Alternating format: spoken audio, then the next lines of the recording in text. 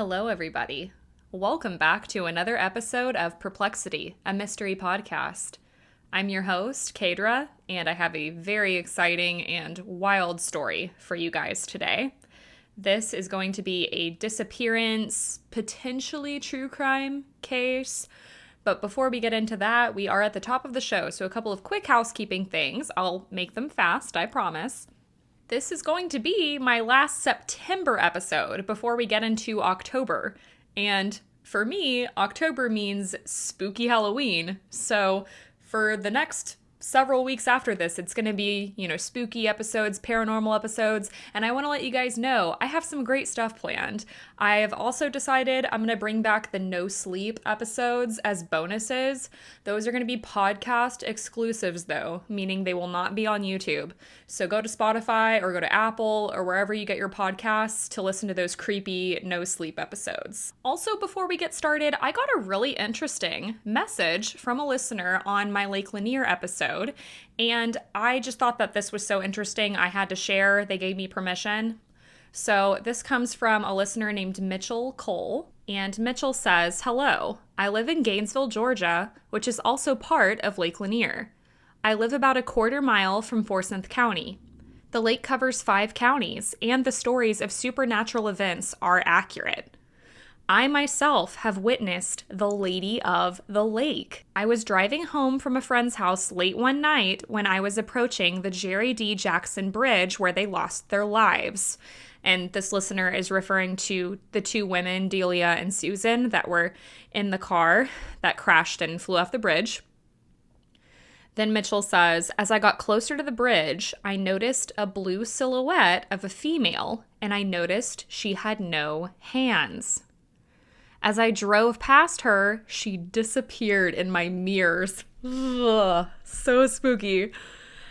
I had chills and I was trying to get myself together about what I had seen. To this very day, I will have the vision of Delia in my mind. I'll never forget that night.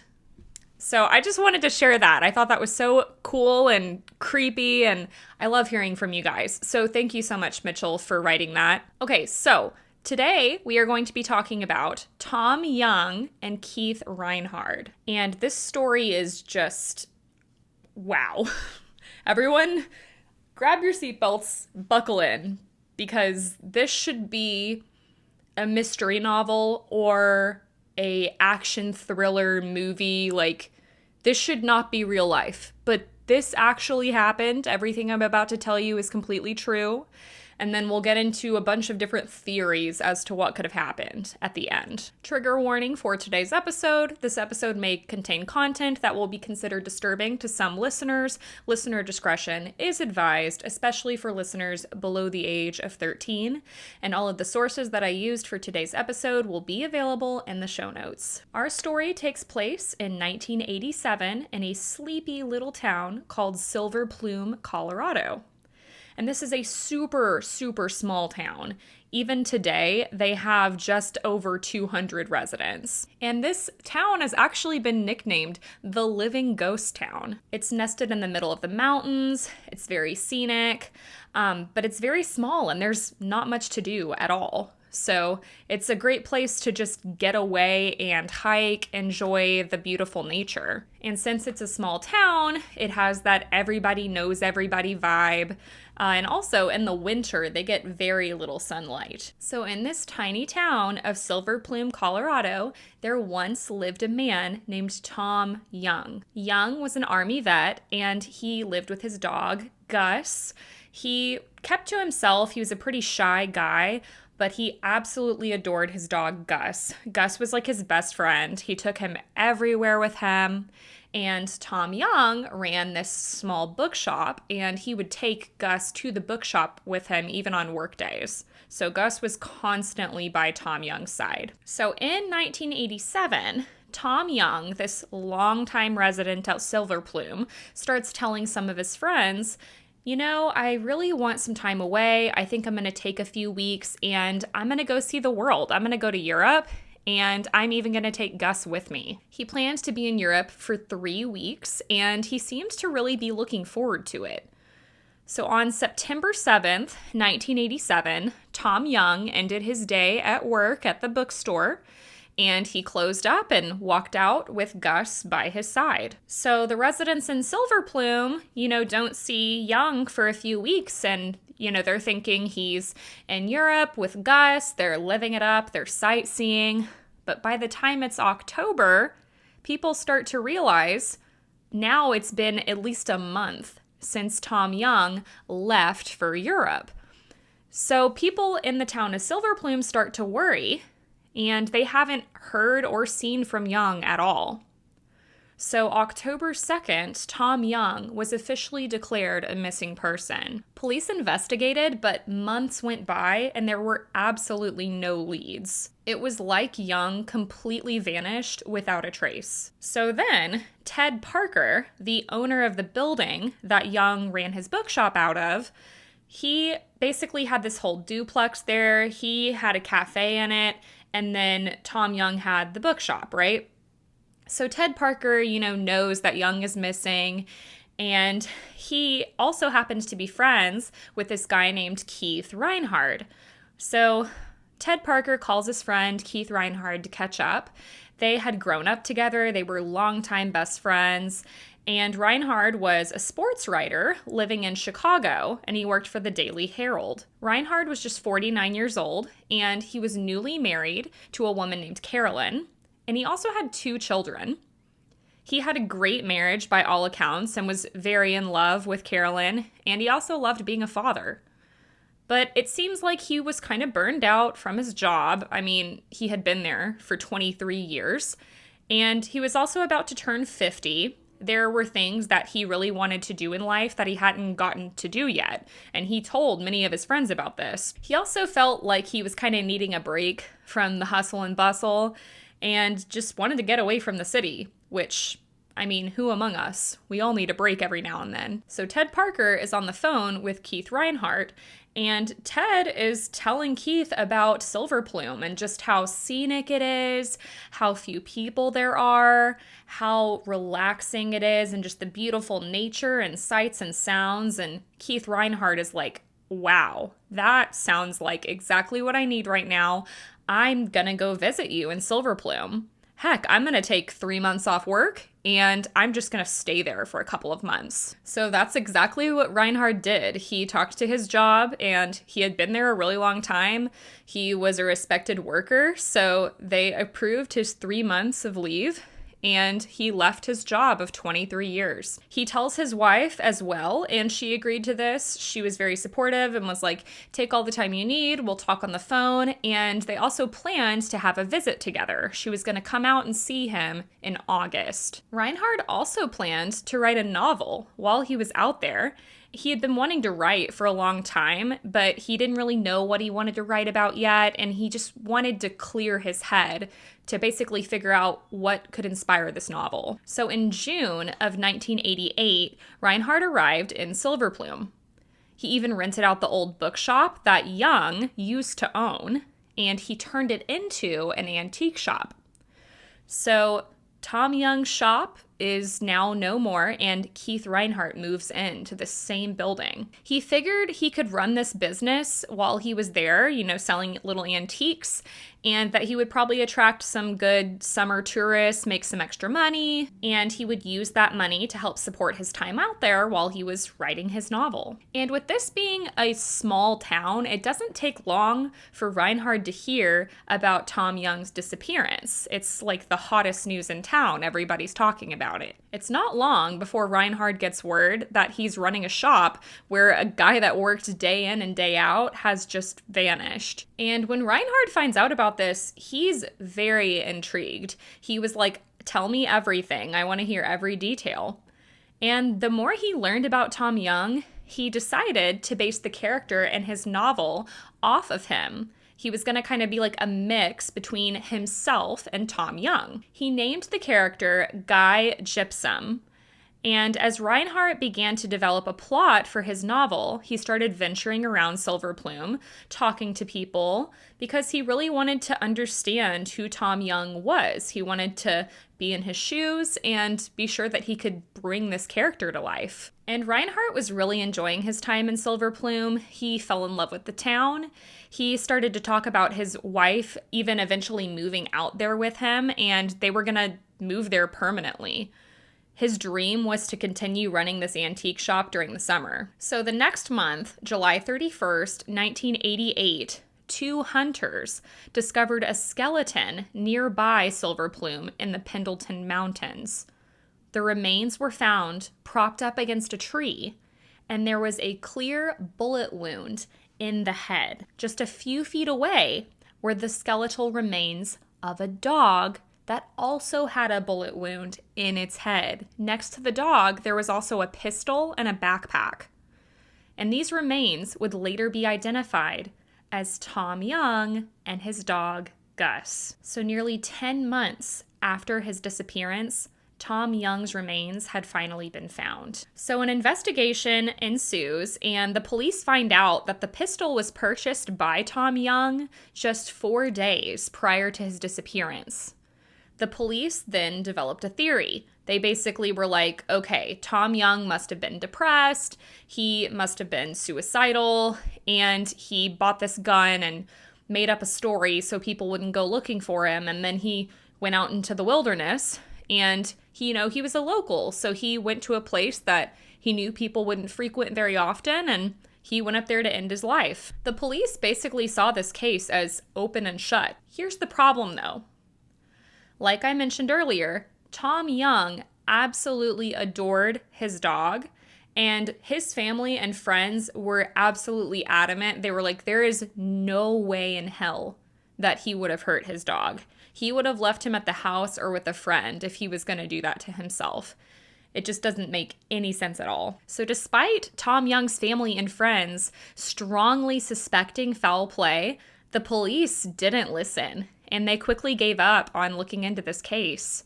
They ruled it a suicide, and the coroner did as well.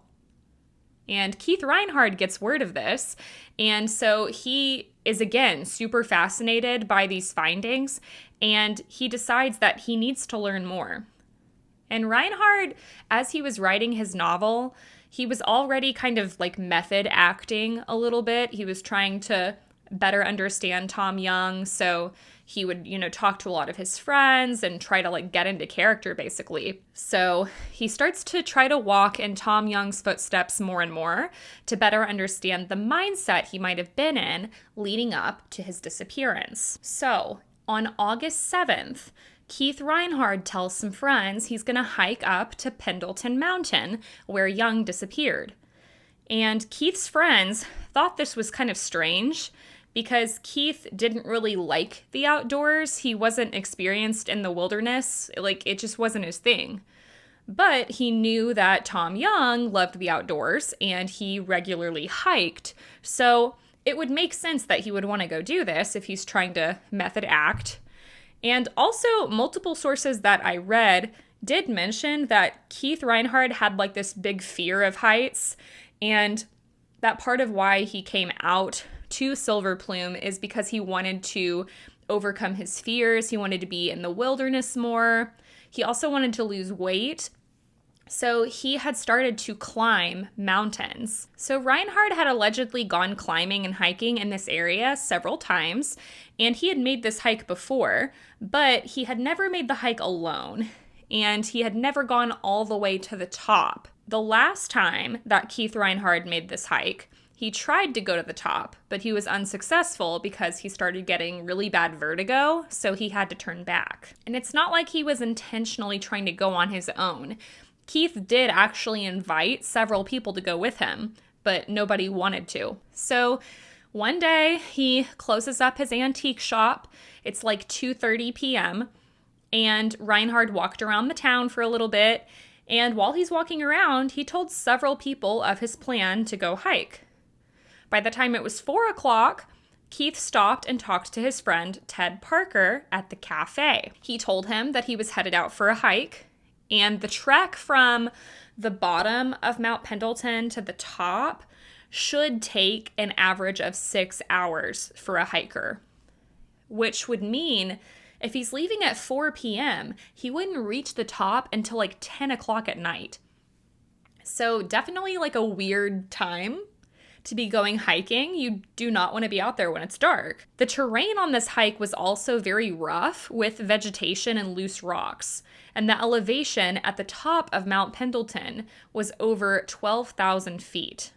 So it just seems very strange that he's going out and doing this. And it's not like he was going to do this little hike and then just turn around before it got dark. Keith allegedly told Ted that he planned to climb all the way to the top. But then he also told Ted Parker if he wasn't home by 10 p.m. to call the rescue. So it's just like, it doesn't make sense. If he's done this hike before, I know he hasn't gone all the way to the top, but he should know an idea of how long it's going to take. So, like, if he was to go all the way to the top and come back down, it'd be like at least 4 or 5 in the morning before he got back. So just really weird. So I don't know, who knows? Maybe he didn't realize that it was going to take this long, but Reinhard also didn't have any equipment with him. He just had the clothes on his back. He was wearing a t-shirt, like a red and black flannel shirt, like every white man in the world owns, and he had blue jeans and tennis shoes. So this would indicate to me that he just planned to go hiking. He wasn't going to do like any kind of climbing, and he probably didn't plan for the hike to take very long, like he had told Ted. Keith Reinhard was also hungover from a party he had attended the night before when he went on this hike. So on the morning of August 8th, Keith Reinhard had still not returned home. So he left for this hike around 4:30 p.m. on August 7th. No one had heard from him, and so a large search and rescue team, known as the Alpine Rescue Team, sent out about 200 people to help in this search. The search team scoured Pendleton Mountain for several days. They had volunteers, detection dogs, they even had helicopters to get more of a bird's eye view of everything. The police also searched Reinhard's rental home to see if they could find any clues or understand, what could have happened to him. So they go inside, they're looking around, and after a bit of poking between the rooms, they found Reinhard's manuscript for the novel that he had been working on that was a mix between Tom Young and himself. And they start reading it, and they find the last thing that Reinhard wrote in this manuscript before he disappeared. Remember, the main character's name is Guy Gypsum. So this reads, quote, "Guy Gypsum changed into some hiking boots and donned a heavy tunnel shirt. He understood it all now, and his motivations.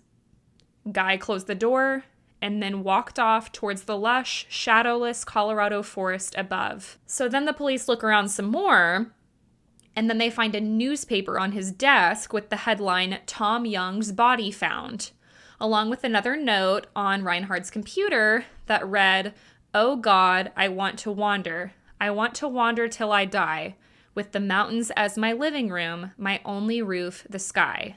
Keith Reinhard."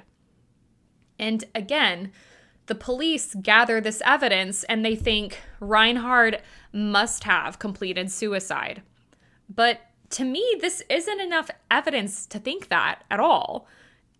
People write things all the time, just inspired or getting into character. This doesn't mean that he would have done anything. It also doesn't say anything about his mental headspace. Reinhard's daughter, Tiffany, also would later admit that Reinhard talked to her on the phone all the time about Tom Young's disappearance constantly, and she said that he seemed obsessed with it. But again, I can definitely relate to that. As a podcaster, there's stories that I get obsessed with and I go down rabbit holes about, and that doesn't mean that anything's awry, So, weird thing, on August 11th, a Cessna plane that was actually helping with the search crashed on Pendleton Mountain, and the pilot that was flying the plane died.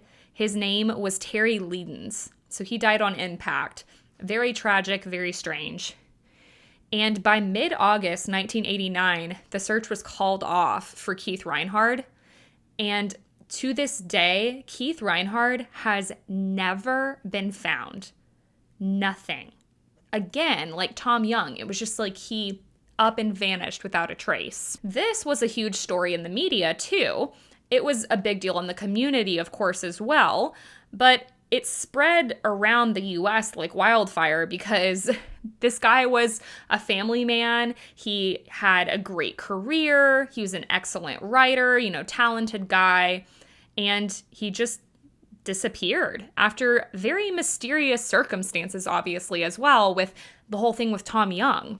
Not to mention, and this part I think is so weird, this was the first time when Keith Reinhard disappeared, this was the first time in 30 years, 3 decades, that the Alpine rescue team was not able to find someone in that area that had been declared missing.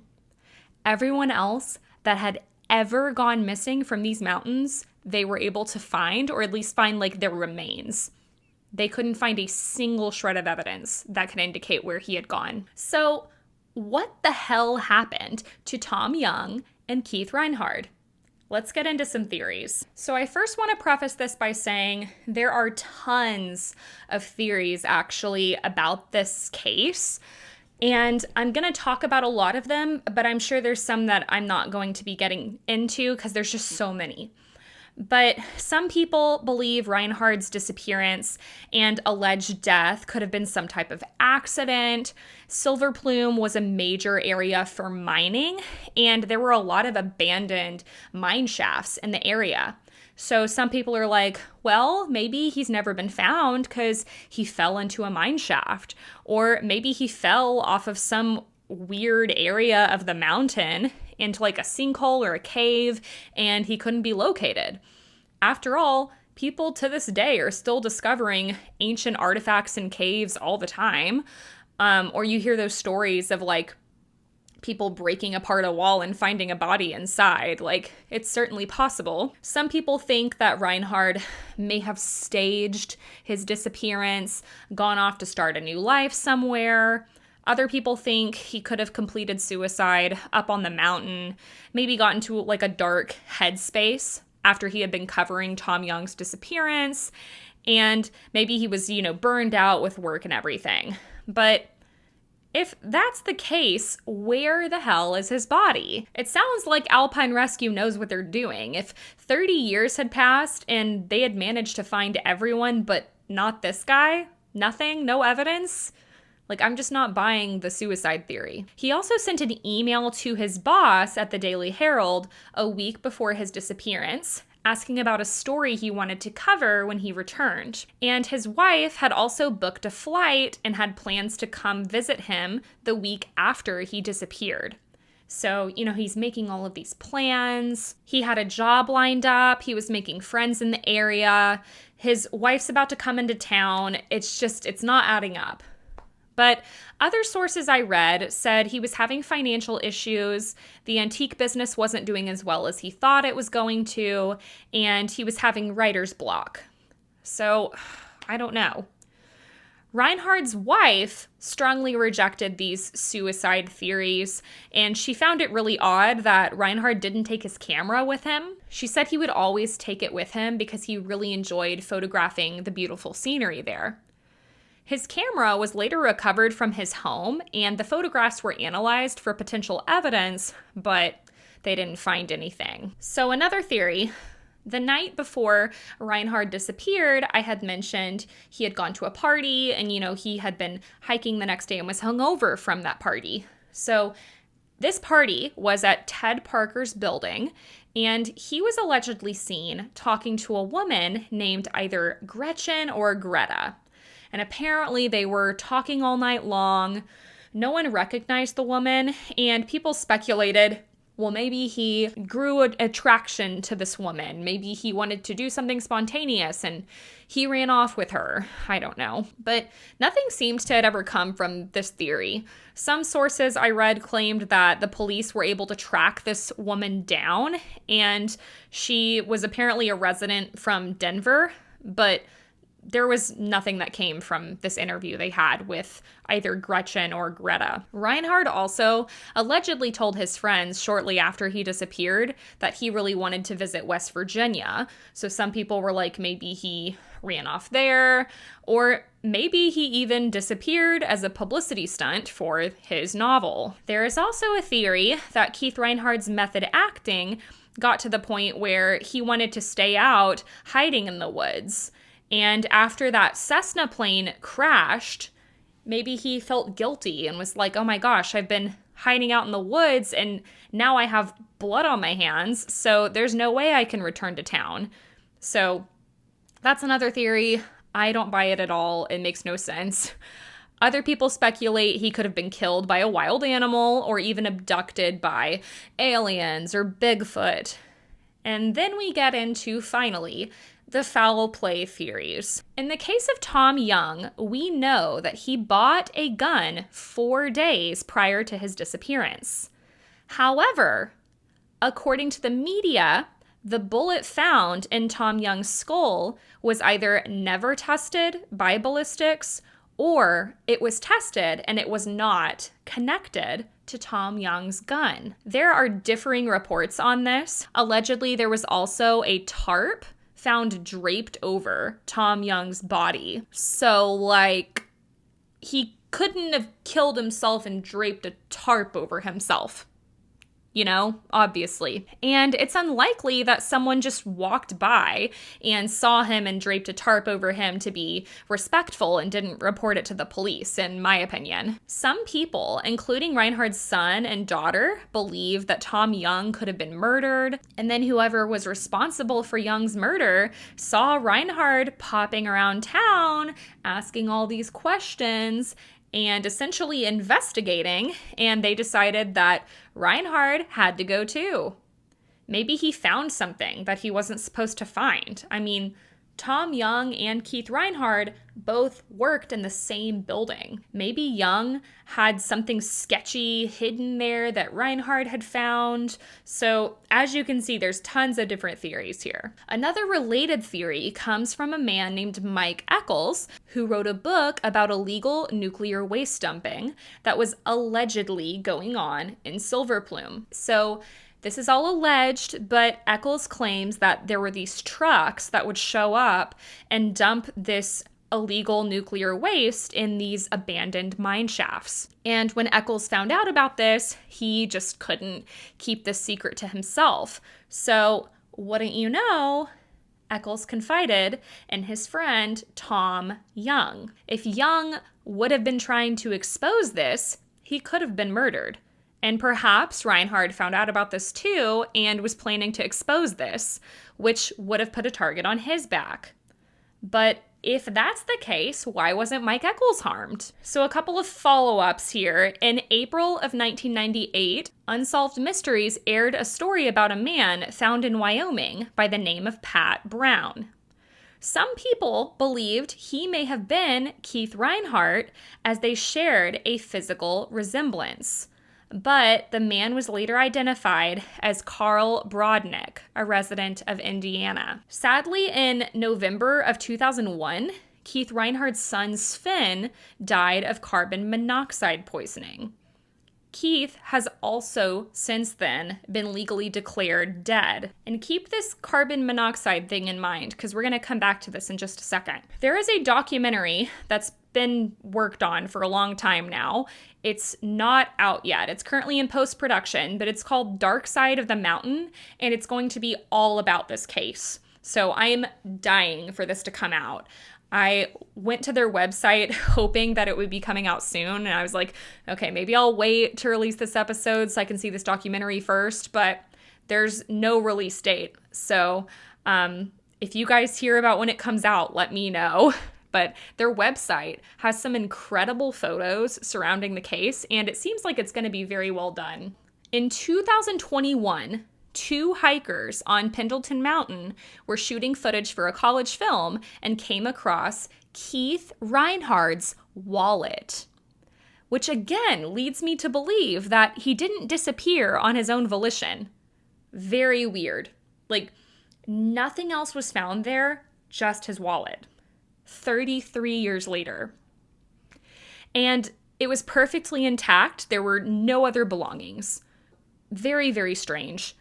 The film that the two hikers were working on has now turned into a documentary on Keith Reinhard's disappearance, and it's said to feature shocking new evidence. In 2022, this comment was posted on Unsolved.com. The comment reads, "Looking forward to the new documentary Dark Side of the Mountain, which may shed some light on what happened.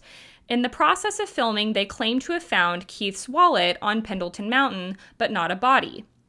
I am personally of the belief that Keith's death was also a suicide, and I believe the thing that connects the two is carbon monoxide poisoning. Back in the 80s, no one knew that it was associated with causing suicidal behavior. But a study published in 2021 associated with CO buildup in the cabin of Ford Expeditions and Explorers showed that cops driving those cars had a shockingly high rate of suicide if their cabins had CO building up, leaking into the ventilation system from the engine.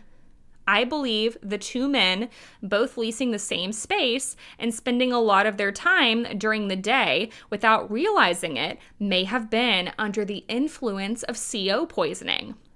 No one had CO detectors in homes and businesses back then, and it was a big problem. The acute toxicity leads to apoxia and death. Subtle CO poisoning causes brain dysfunctions similar to people suffering from TBIs. Perhaps the researchers could find out what kind of heating/boiler system their office used back in 1987 to rule in or out this possibility." End quote. So I thought that was a really interesting theory, and then also just super weird that Keith Reinhardt's son Sven died from CO poisoning. So that, everybody, is the insane story of the disappearances of Tom Young and Keith Reinhard. So what do you guys think happened to these two men? Let me know your theories down in the comments below if you're watching on YouTube, or if you are listening on the podcast. I still really want to hear your input. So send me an email or a DM on Instagram, or reply in the Q&As below if you're listening on Spotify. Also, let me know what you want to hear next, and if you have a spooky listener story, send that baby in. I would really love some spooky stories to read for October. Remember those ways to support the podcast: leave reviews, tell your friends, tell your family, tell the world, and hit that subscribe button, please and thank you. You all are amazing. Thank you so much. Hope you enjoyed this episode, and I will see you for spooky Halloween next week. Bye.